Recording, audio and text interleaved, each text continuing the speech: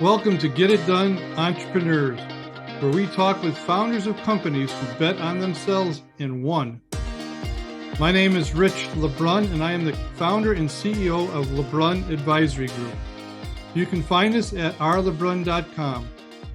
Our mission is to help our clients build wealth through business ownership. Stick around to the end of the show and we'll reveal how you can be our next guest. Our special guest today is Amy Feind Reeves. She is the founder and CEO of Job Coach Amy. Amy is able to leverage her 25 plus years of experience as an executive and hiring manager to help professionals at all levels of their careers find and keep jobs that make them happy. Her corporate consulting practice focuses on career coaching for Millennials and Generation Z, as well as consulting on practical approaches to implementing improved Millennial and Generation Z management practices. As a highly sought after expert, speaker, and career coach, Amy works globally with clients across a wide range of industries, including finance, consulting, media, consumer products, technology, and healthcare. Her functional expertise, gained from nearly 2 decades working with companies and organizations to reduce costs, increase revenue, and improve processes, is significant across all areas of business operations. She has been featured in countless media, including Wall Street Journal, BusinessInsider.com, Yahoo.com, News, and others. As a speaker, Amy has spoken at City Year Dartmouth Alumni Women's Leadership Conference, is also a regular speaker for undergraduate and new alumni groups, as well as a speaker at women's conferences and at Canyon Ranch. Prior to focusing full-time on coaching in 2012, Amy held a variety of positions, including commercial banker, global management consultant, entrepreneur, corporate executive, and nonprofit executive. Her long-held position for supporting others in their careers comes from a difficult time when she had found after college when she needed to change careers, finding herself to be a single mother. She has become an author, which we'll talk about her book called College to Career, Explain, Tools, Skills, and Confidence for Your Job Search. Amy lives in Boston, where it's a beautiful day there, I see. And with that, welcome, Amy, to the show. Thank you so much, Rich. I really appreciate being here, and I'm thrilled to be able to tell my story to your listeners.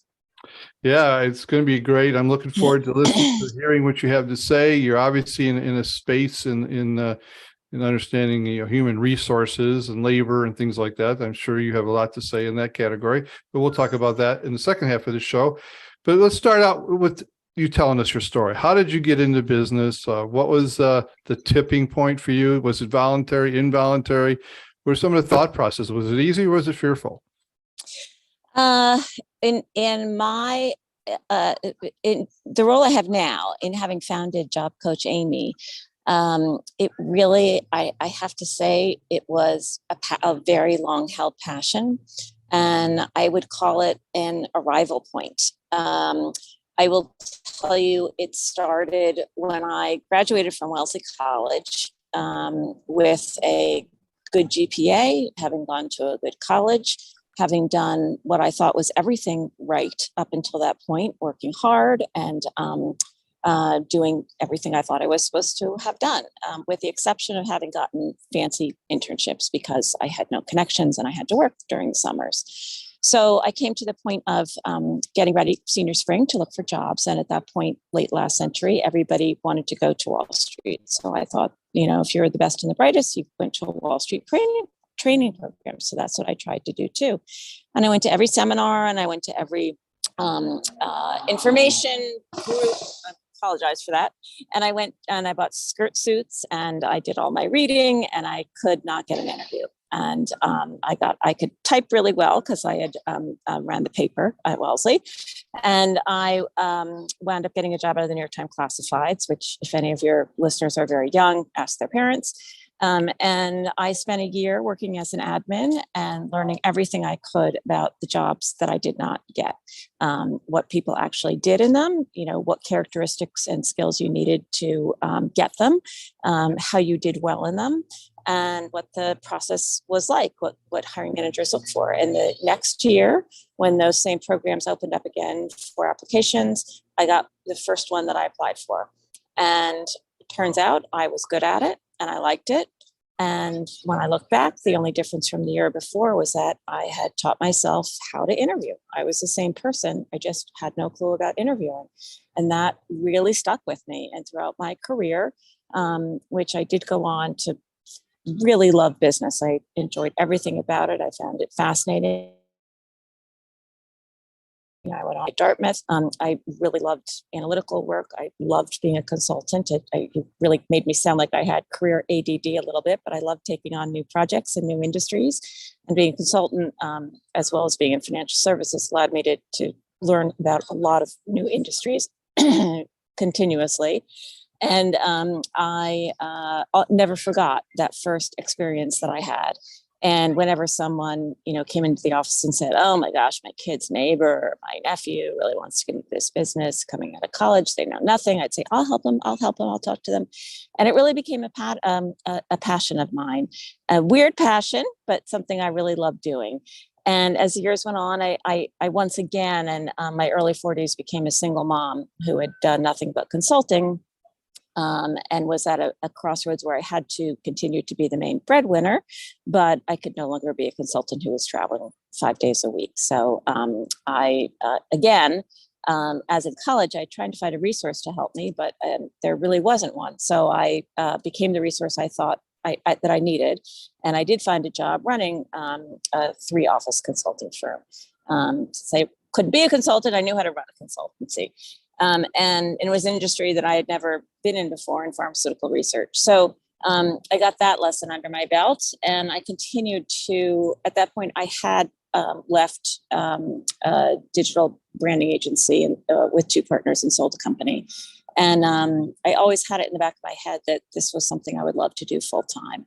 And when I remarried, my husband said, "What is it you really, really want to do?" Because at that point I did have some flexibility in terms of income, generating income. And I said, "This is what I really, really want to do." So I took all those lessons I learned. And by the way, not only financial and market research and marketing lessons, but also the lessons that I learned where I had been, there was a time I had been fired. There was a time I was oftentimes, or I was a star. There was times when, my career sat longer than I wanted in the same place. And all of those lessons I rolled into being Job Coach Amy and serving the people that I worked with, who were not only wanting to find jobs that made them happier and didn't know how, but also facing issues in their career that they needed to get past. And it's really felt like everything that had ever happened to me in my career up to that point, even going all the way back to my senior year at Wellesley, had led me to the point of starting it. And I'm very grateful for all of it as I look back on it now. And it's become incredibly useful to me in the past 10 years, as I have worked with people at all levels from graduating from school. And turns out the methodology I put together for my first love, which is working with those people, does work up to C-suite. And I work with people at all levels, for people mostly who aren't the round pegs for the round holes that are the only people that recruiters will generally work with. Very good. Very good.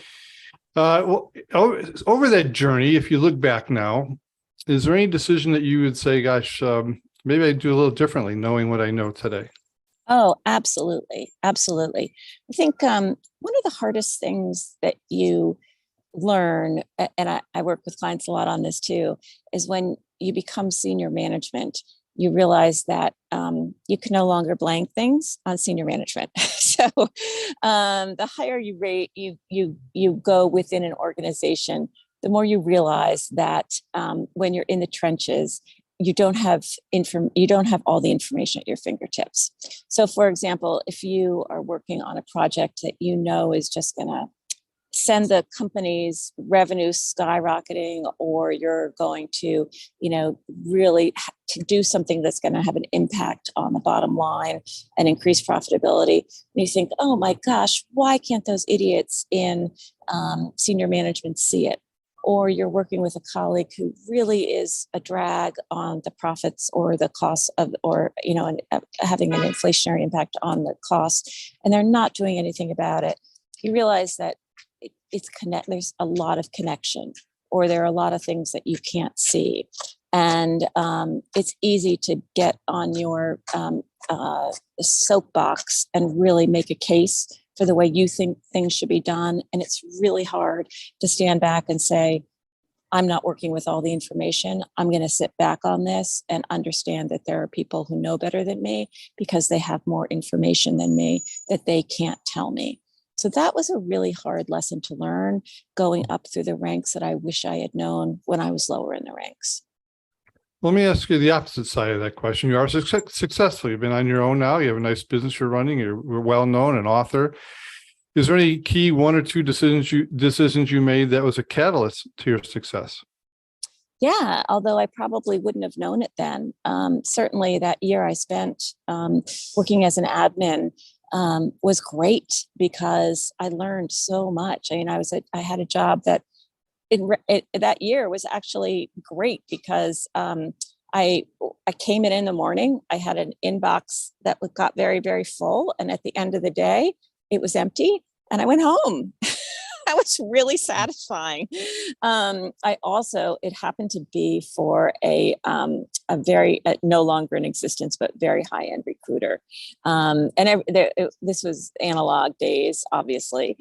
So I've given you a hint as to how old I am. But one of my jobs was to read sort of every industry publication, so Ad Age and Banker and Tradesman and all these different specific trade journals, and to look for names, because that's how they made their business, was to know who was in what position at which firm.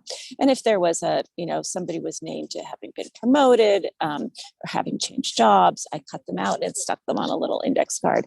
But in the meantime, I got to read everything I could about all these different industries. And I just got really, really interested and learned that learning curve that year, not so much about in the job that I was specifically doing as an admin, but in learning about all the other industries that were out there and how they ran and what the specific issues were and how they were changing was just an incredible gift.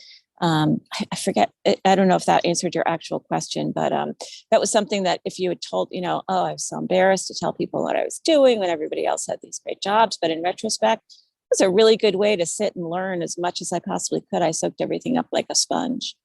Yeah, it sure seems like it served your industry or served what you're doing now well.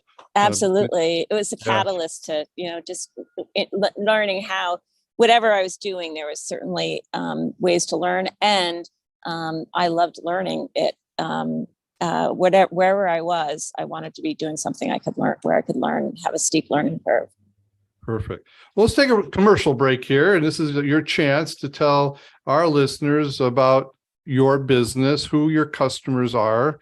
Also, I'd like to have you talk a little bit about your book and why you wrote it and what the readers would get out of it should they decide to buy it. Well, sure. I'll start with my book, which is College to Career Explained: Tools, Skills, and Confidence for Your Job Search.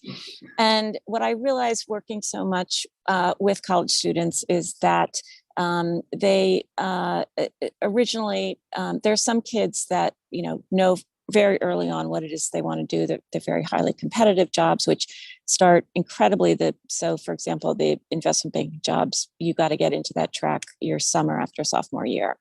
The consulting firms also are pretty competitive, are extremely competitive.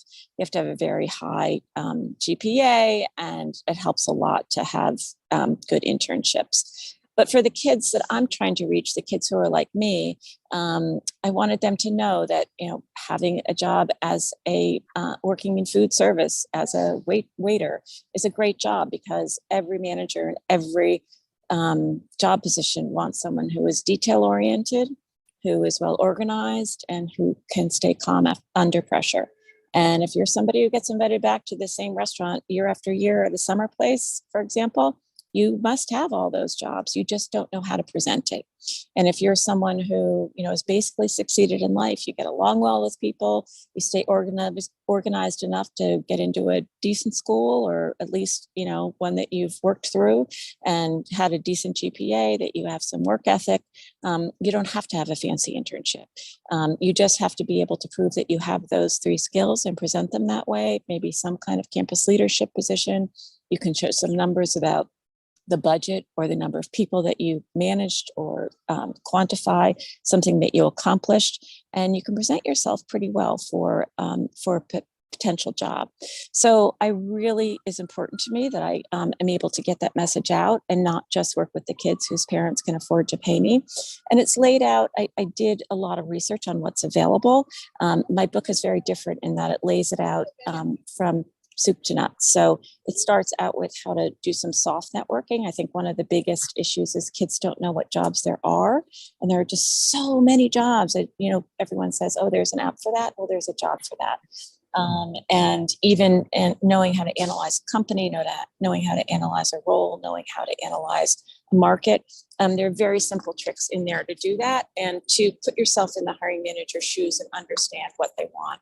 The analogy I use is, imagine if someone had asked you how to go on a plane trip. They'd never traveled by plane before. How would you even start, right? I mean, the idea of how and when to buy a ticket is extremely strategic, but even down to how do you get through security? If you check a bag, where does it go? How do you get it back? If someone came up to you and said, how do you do that? Where would you even start? I mean, there's tons of free advice online, but how do you put it all together? So that's what my book attempts to do. The rest of my practice is working with, as I said, mid-career transition people, kind of start from a thing of not quite knowing what they want to do, which a big part of my manifesto is the most important question you need to answer is, what is it? You have to answer, why do you want this job? And the person who has the best answer for that always gets it. So you really need to start at the beginning and have a really clear strategy and answer for that.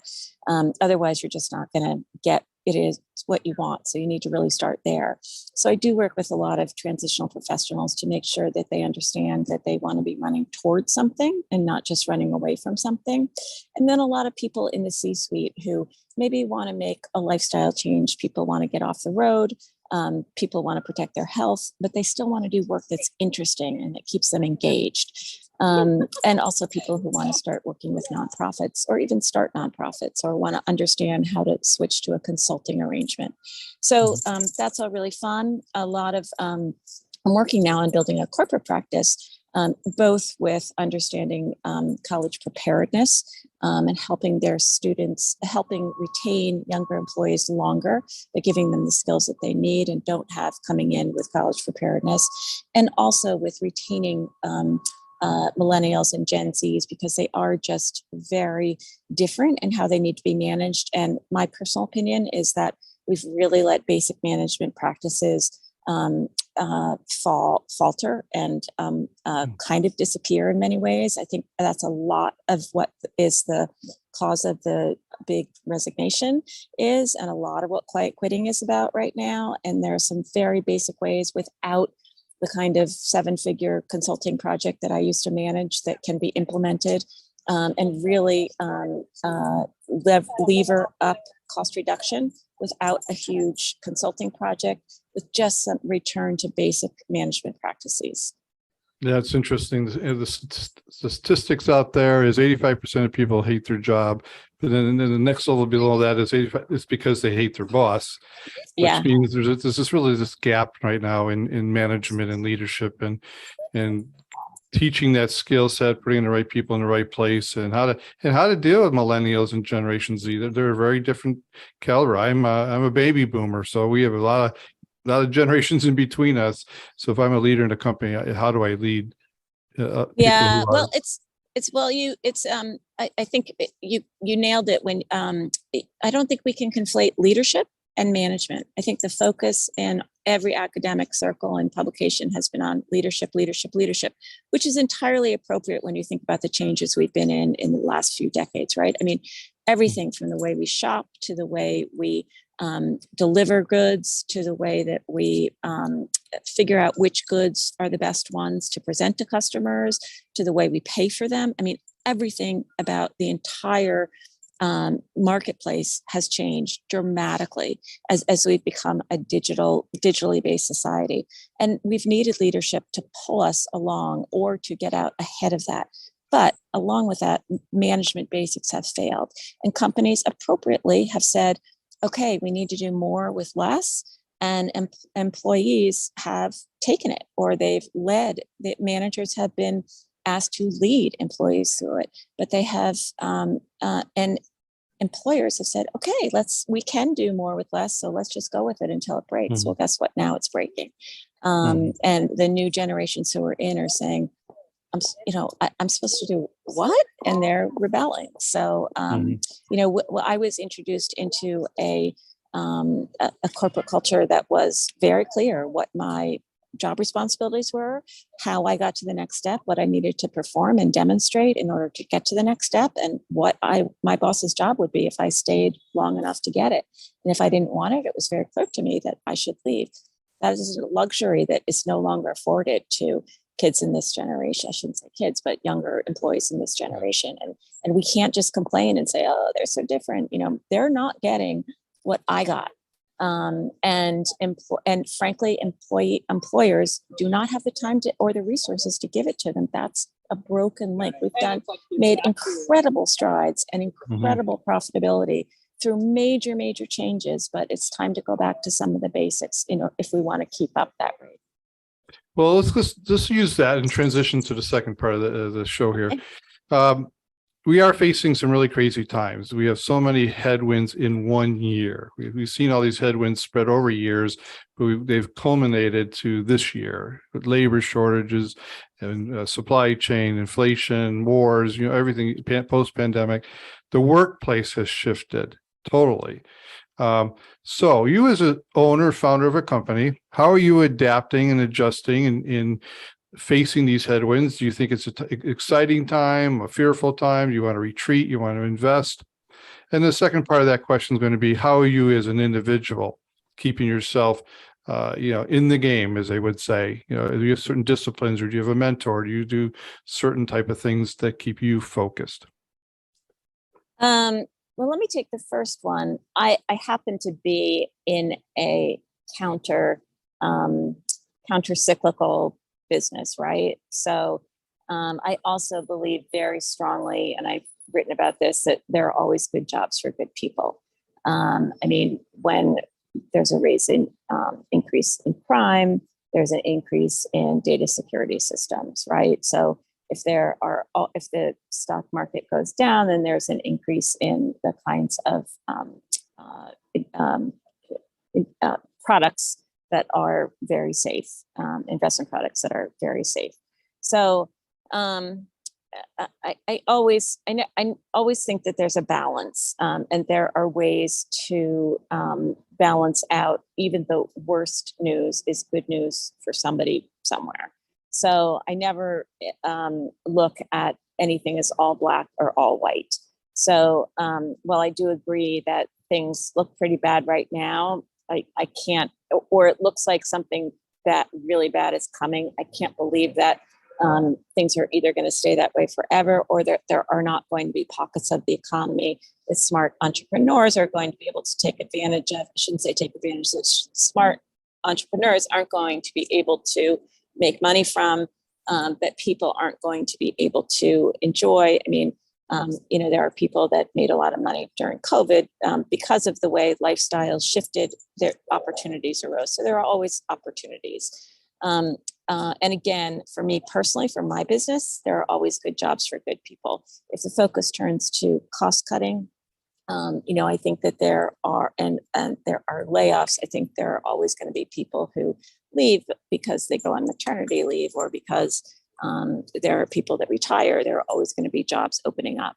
By the same token, when the Great Resignation came, and this is my little friend here, there are going to be people who, people came to me and said there's almost zero unemployment and I still can't find a job. And the answer was yes, because companies are still not going to, it's still an expensive process to hire someone, and it's an expensive process to have someone turn over. So they're not lowering their standards at all. So it's not that you can't get it, that the macroeconomic effects of there being zero unemployment rate or close to zero unemployment rate is not mean that you automatically get a job. You still have to prove that you want it, and then you could do a good job on it. And by the same token, the fact that there are going to be a lot of layoffs does not mean that they're going to not need good people in the roles that they still have to do the business that they want. So I am not entirely pessimistic about where we are right now. Does that answer your question? Okay. Yeah. So for myself, for yourself, for myself, yeah, I mean, I just keep doing what I'm doing. I think there is, I feel like as any entrepreneur, I continue to feel as though there aren't enough hours in the day. There are new products for me to develop. There are new audiences for me to reach. There is writing to be done to get me, get people interested in the value that I have to bring.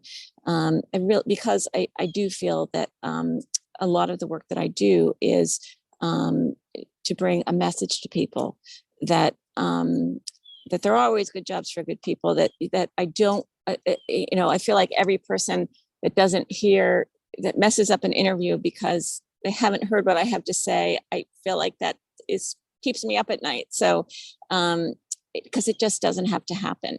And it is personal for me. I mean, especially for women, I can tell you, I have, there are a lot of women I know who started out in those kinds of programs where they said to you, I hope they don't exist anymore. They might, look to the left, look to the right. Only one of you will be here in 6 months. And after those kinds of programs, just kind of never tried again, never tried to get the high power role. And that keeps me up at night. I mean, a lot of wasted on all levels, for the economy, for the individual, for research, for whatever those people were pursuing. Those are a loss, and if people don't get back into the game, I mean, I could have easily chosen not to go back into finance, and I would have lost a tremendous amount of personal gratification and growth and value for the work that I added to my clients. And if I had chosen to have done that, and it worries me that there are still people out there who are choosing to give up and not to continue to go forward for simple reasons that there are things that no one ever told them. And that's going to continue to be my focus, regardless of the what the macro data shows. I want to give you an opportunity for our listeners, because I'm going to use 2 words. You are a coach, a career coach. You're not a recruiter. Right? Absolutely. Absolutely. Just define the differences, because do me a favor, define the differences for our listeners, why the difference between a recruiter and a coach. Yeah, a recruiter is paid by the company to fill a position within a company. I am paid by my client to help them better prepare for a role, for a career. I mean, I help people find jobs that make them happy, find and keep jobs that make them happy. So I can be brought in at any stage, not necessarily within a job search, in a context of a job search, but also in the context of if they're having issues at work, if they're having issues within a company, getting from one stage to another. If I am brought in by a company, it is not, in fact, to help them find and hire an employee, excuse me. That is the role of a recruiter or talent acquisition. I would be talent management or talent retention. So that's where I really work with people, including managers, to help that. So really, I'm still basically a management consultant, except I work with individuals now. And there are all kinds of coaches now as well. I mean, there are life coaches. I'm really more of a career consultant. And work much more closely with individuals who are seeking to get more out of their careers, and businesses who are seeking to get more out of their staff and to reduce their turnover costs. Yeah, such a great need today. I think it's such a great need. This whole labor shortage, uncertainty, workforce, where they're working from nowadays, entitlement, you can throw a whole bunch of words on the table here today. Yeah. Needs to be sorted out for this new era, which it's in formulation. It's all happening Absolutely. right now in front of us. And no one has the answer. We're all learning it. And you come in and step and sort that out from both sides, for the employee and Absolutely. the employer, is a much needed service. Amy, thank you for your time on behalf of our listeners. I know you're very busy, but thank you for taking out your time out of your day to share your insight and your wisdom. How could our listeners get a hold of you should they feel that they have a need for your service? I am at, my website is jobcoachamy.com. I'm also on Instagram and Facebook and Twitter, and I think my YouTube channel is being constructed as we speak. All the usual suspects. And my book is available on Amazon and Barnes and Noble and all of the Apple Books, Target, all the usual suspects there as well. Very good. Well, we will put that information in the notes on the podcast. The podcast will be finished editing in about 3 weeks for our listeners to both hear and see. It'll be on our YouTube channel as well, all podcast platforms. So, Amy, thanks again for your time today, and I hope you have a wonderful day in that beautiful city of Boston on this fall day. You too, Rich. Thank you so much. I really enjoyed being on. You're welcome. Rich LeBrun here. Thank you so much for listening to our podcast, Get It Done, Entrepreneurs. If you are a successful business owner who would like to be on this program, please visit us at rlebrun.com/podcast and fill out the form, and we will reach out to you. If you got something out of this interview, would you share this episode on social media? Just do a quick screenshot with your phone and text it to a friend or post it on the socials. If you know someone that would be a great guest, tag them on social media to let them know about the show and include the hashtag GetItDoneEntrepreneurs. I love seeing your posts and guest suggestions. We are regularly putting out new episodes and content. To make sure you don't miss any episodes, go ahead and subscribe. Your thumbs up, ratings, and reviews go a long way to help promote the show and mean a lot to me and my team. Want to know more? Go to our website, rlebrun.com, or follow me on LinkedIn, Facebook, and Instagram. Thanks for listening. We will see you next time.